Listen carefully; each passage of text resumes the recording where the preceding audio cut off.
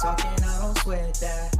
If they don't trust me either, I respect that. Does she need down the ride, oh I bet that. Ooh, I slide for my people, don't forget that. Don't forget that, don't forget that. Ooh, I slide for my people, don't forget that. Don't forget that, don't forget that. Ooh, I slide for my people, don't forget that.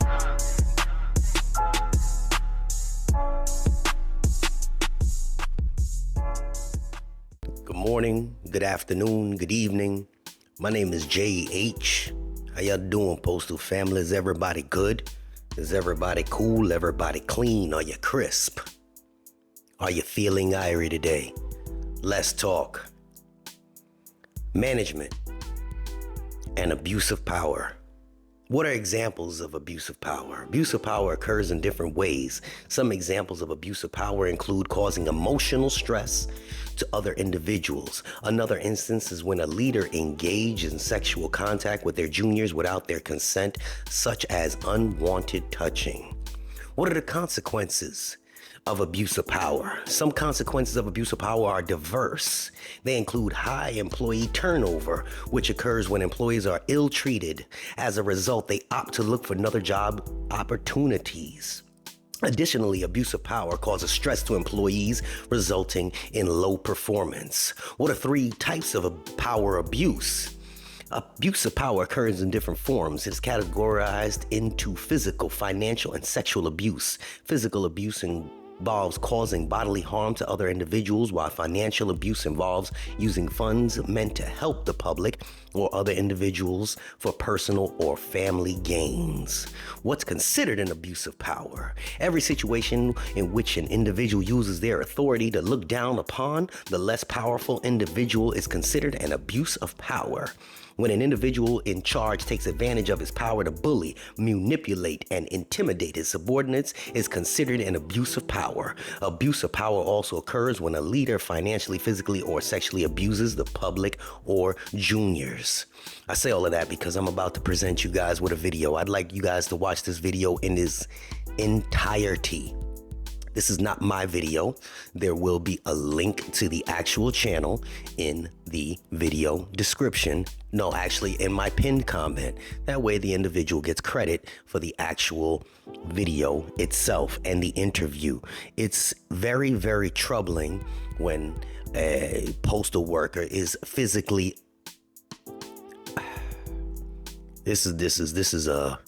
you all need to just watch this, and I want you guys to be as open-minded as possible and listen to this individual story where a postmaster threatens to actually go to jail for being physical with, look, again, y'all, I'm not even gonna comment on it after the fact. Just take a peek, tell me what you think.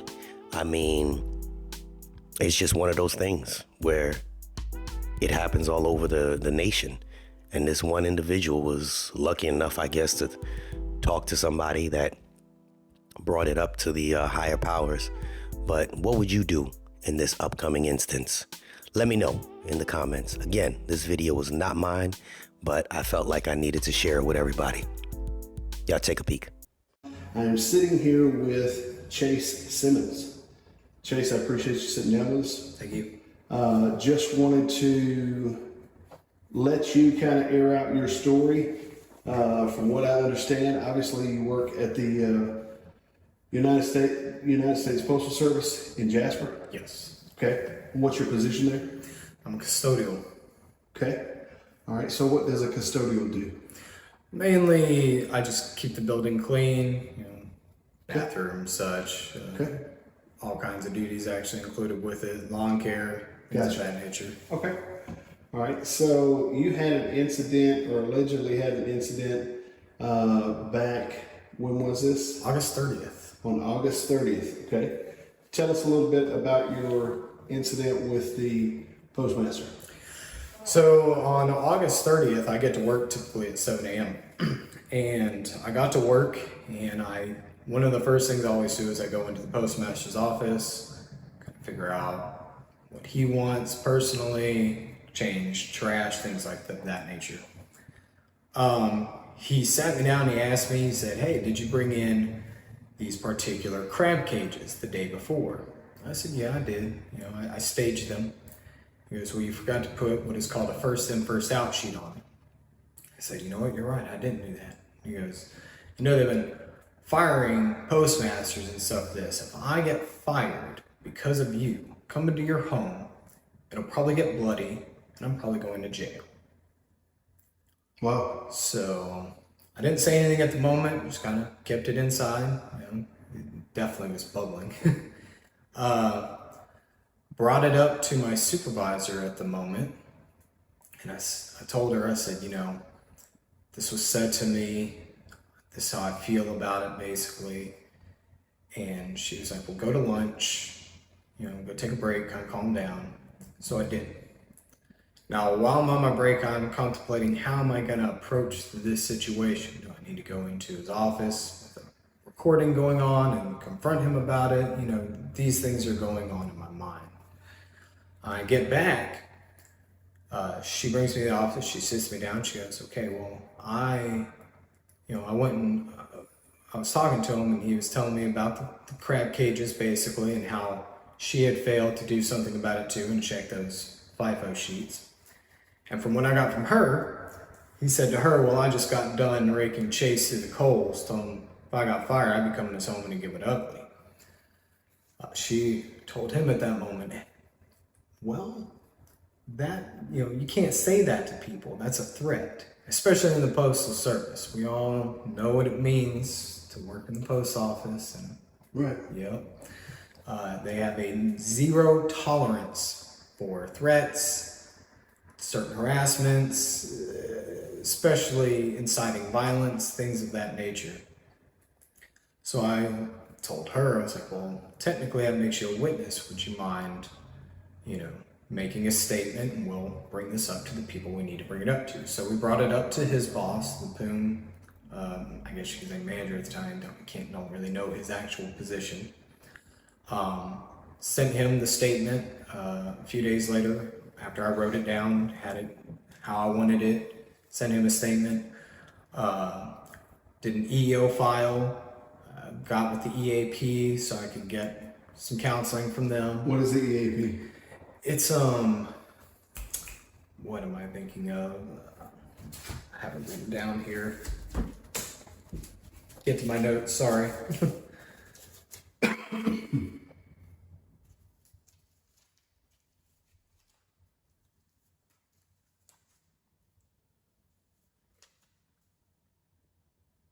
I don't have it, I just have the EAP written down. It's basically, if you have issues, like in the Postal Service, if you know, whether it's harassment, threats, or even if you have your own personal problems, maybe you feel sad or you have drug issues, you can call them and talk to them, and they kind of help with some counseling on that. So That's basically what it is. And from that point on, we brought it to the threat assessment team. A little over a week later, got my statement, sent it to them, and we also got a hold of postal inspectors and gave them a statement too. So we climbed the ladder the way we were supposed to, hitting all the right points. I even got with the union, the postal union at the time. Been working very close in hand with them. You know, and that's kind of where we were at that. So what we were thinking would happen is they would do some type of investigation.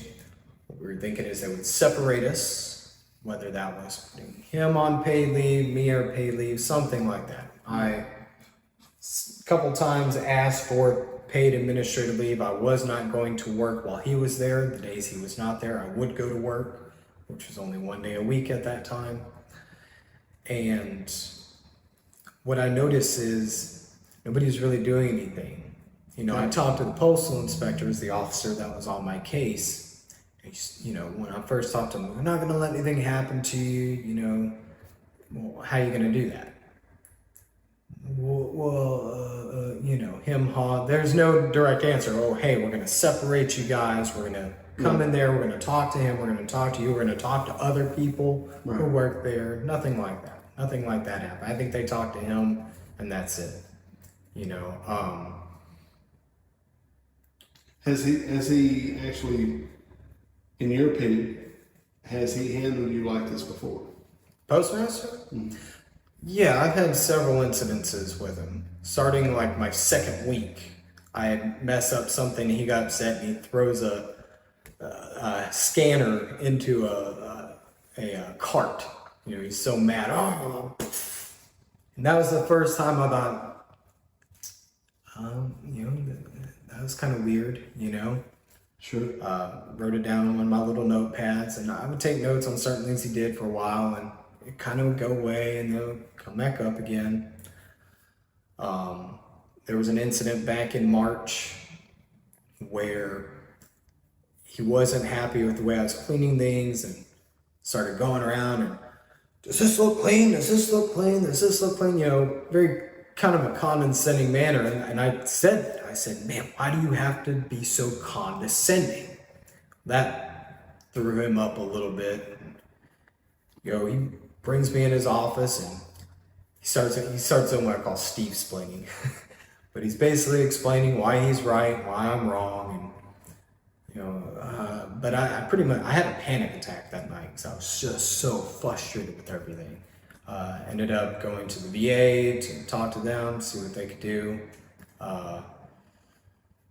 You know, I've had incidences where he'll act like he's gonna kick me in the face. Oh, I bet you I could kick you in the face, and he does a kick, and it comes about right here to your face. You know, just inches. Wow. Yeah. You know, Interesting. and people will be like, why don't you like block or something like that? What? Why? Like, if he kicks me, he kicks me. Right. You know, there's nothing I can do about that. If he kicks me, he kicks me. So this situation that happened, according to you, happened in at the end of August. He basically, from what I'm hearing, he threatened to come to your home. He said it would allegedly get bloody, and he would go to jail. He'd probably go to jail. Yeah. That's how he phrased it. Yeah. Wow. So he has, from what you're saying, you know, you're seeing a little bit of a history, and then now it's kind of escalated to this situation, and you've gone up the channels of inside the U.S. Postal Service. You've gone up your channels. And you talked to your union. Okay.